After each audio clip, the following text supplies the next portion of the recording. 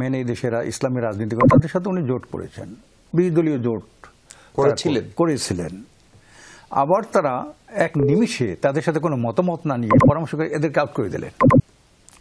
এখন আবার তাদেরকে প্রয়োজন, তাদের খুবই প্রয়োজন, কারণ এটা হলো এমন একটা দল যখন অসুবিধায় পড়ে তখন এই শরিকদের পা ধরতে পারে, আর যখন তাদের সমস্যা উঠতে যায় তখন পা ভাঙতেও পারে।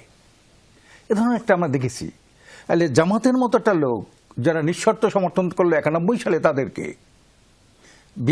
বিএনপি সরকার গঠন করতে পারে না, নিঃশর্ত দিল ওইটা।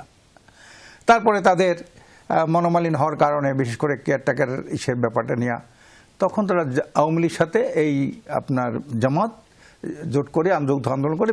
জামাতের কথা বলছেন, মানে ইসলামী আন্দোলনের কথা তো বলছেন? হ্যাঁ, আমি বলছি আসছি আর কি। যার কারণে এদের তো যখন দেখলো যে জামাত এবং ইসলামী আন্দোলন একটা বৃহত্তর প্রশ্নে, জাতির স্বার্থে, দেশের স্বার্থে, জনগণের স্বার্থে একটা সমঝোতা, নির্বাচনী সমঝোতারা উপনীত হয়েছে, যে আমরা ইসলামপন্থী এবং দেশপ্রেমিক যে দলগুলি তারা আমরা একটা বাক্স দেব, একক বাক্স।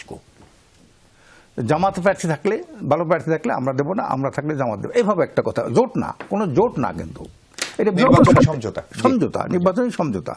এটা অনেক দলের সাথেই আমাদের হয়েছে। আশা করি এই দেশে যত ইসলামী দল আছে এবং দেশপ্রেমিক দল আছে সবার সাথেই আমাদের একটা কথাবার্তা হয়েছে যে আমরা সবাই মিলে আগামীতে একটা বাক্স দেব আগামী নির্বাচনে, যাতে দেশে ফ্যাসিস্ট আর কখনো মাথাছাড়া দিতে উঠতে না পারে। তো এই জন্য আমরা একটা মহাসমাবেশ করেছিলাম। সেখানে দীর্ঘদিনের প্রতীক্ষিত যে মানুষের একটা আশা যে ভোটাধিকার, 53 বছর কখনো মানুষের ভোটাধিকার সত্যিকার অর্থে প্রতিষ্ঠিত হয় নাই। এই ভোটাধিকার প্রশ্নে আমরা একটা পিআর দাবি করেছি।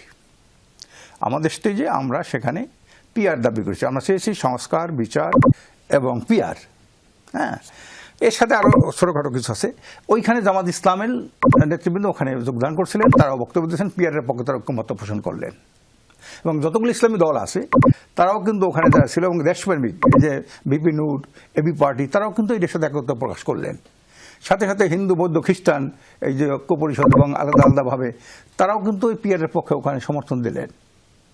এখান থেকেই তাদের তো একটু কি কয়, এটাকে বলা হয় একটু চিন্তার একটু, আমার মনে হয় যে একটু পরিবর্তন আসছে তাদের মধ্যে।